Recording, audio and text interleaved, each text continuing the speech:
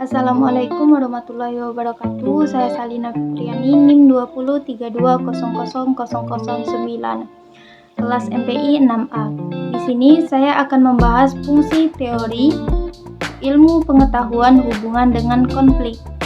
Yaitu menurut Visser, konflik adalah hubungan antara dua belah pihak atau lebih individu atau kelompok yang merasa memiliki sasaran yang tidak sejalan. Konflik adalah suatu kenyataan hidup yang tidak dapat kita hindari dan sering bersifat kreatif. Konflik terjadi ketika tujuan masyarakat tersebut tidak sejalan. Konflik timbul karena adanya perselisihan antara hubungan sosial seperti ketegangan status sosial, kurang meratanya kemakmuran, dan akses yang tidak seimbang, kemudian menimbulkan masalah-masalah perselisihan.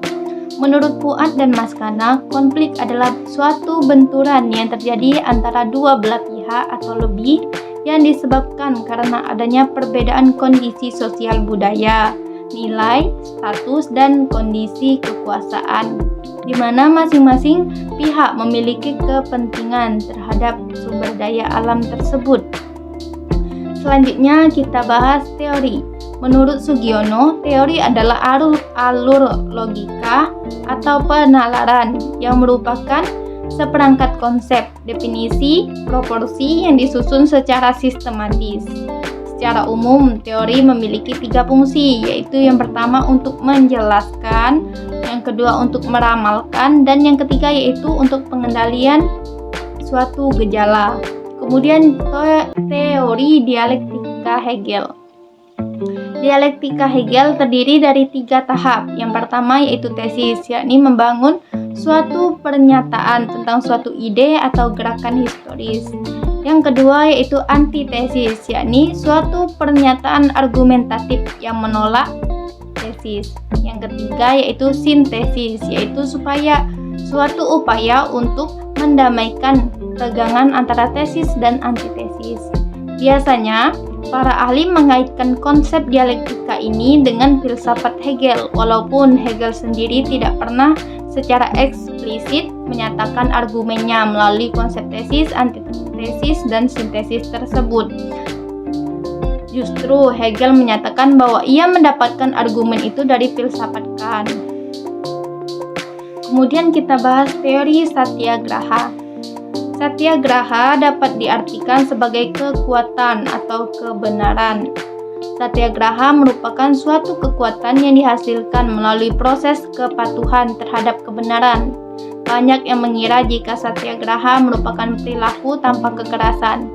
Satyagraha mengajarkan untuk membebaskan manusia dari sifat jahat, membebaskan manusia dari prasangka buruk, dan membangun rasa simpati ke sesama manusia. Satyagraha mengajarkan akan manusia menahan hawa nafsu, menahan amarah, kemarahan yang akan membebaskan manusia dari penderitaan.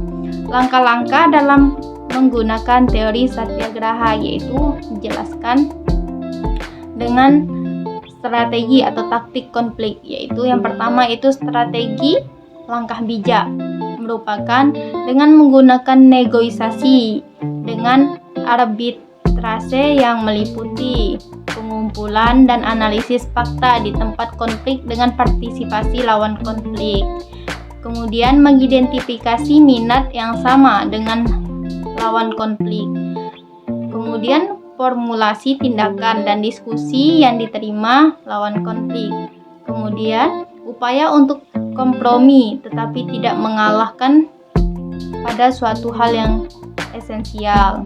Kemudian taktik konflik. Apabila dengan langkah-langkah sebelumnya konflik tidak dapat diselesaikan, maka menggunakan langkah-langkah selanjutnya, yaitu dengan melaksanakan tindakan langsung seperti agitasi, ultimatum, pemboikotan ekonomi, pemogokan, non-kooperasi, pembangkangan sipil, perampasan fungsi-fungsi pemerintahan, dan penciptaan pemerintahan paralel.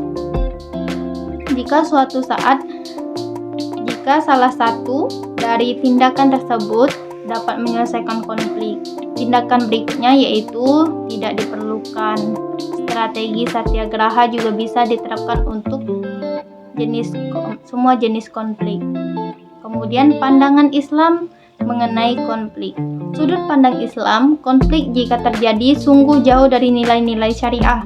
Dalam Al-Quran melarang manusia untuk saling menindas, melainkan harus saling memberi dan melengkapi. Dalam Al-Quran, istilah konflik merujuk pada kata adu, yang artinya adalah permusuhan, pertentangan, dan juga konflik. Sebetulnya penjelasan dari kata adu itu bisa ditemukan dalam banyak ayat Al-Quran. Setidaknya ada 19 kali meliputi bahasan seperti konflik Fir'aun dan Bani Israel, konflik mukmin dan kafir, dan lainnya. Sebagai makhluk sosial, manusia memang akan selalu dihadapkan pada kenyataan tentang konflik. Bahkan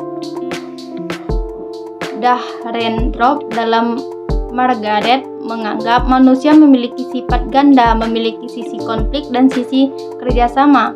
Salah satu konflik terbesar manusia sebetulnya tidak terletak pada konflik politik atau peperangan, melainkan pada konflik yang ada dalam diri mereka sendiri. Bagi orang Jawa, hidup itu harus harmonis. Konflik dalam budaya Jawa itu bagi mereka hidup harus harmonis dan seimbang, sebab kebahagiaan dunia dan akhirat akan tercapai jika terjadi keharmonisan dan keselarasan dan keserasian hidup. Oleh karena itu, apapun yang mengganggu keserasian dan keharmonisan dan keseimbangan harus dihindari.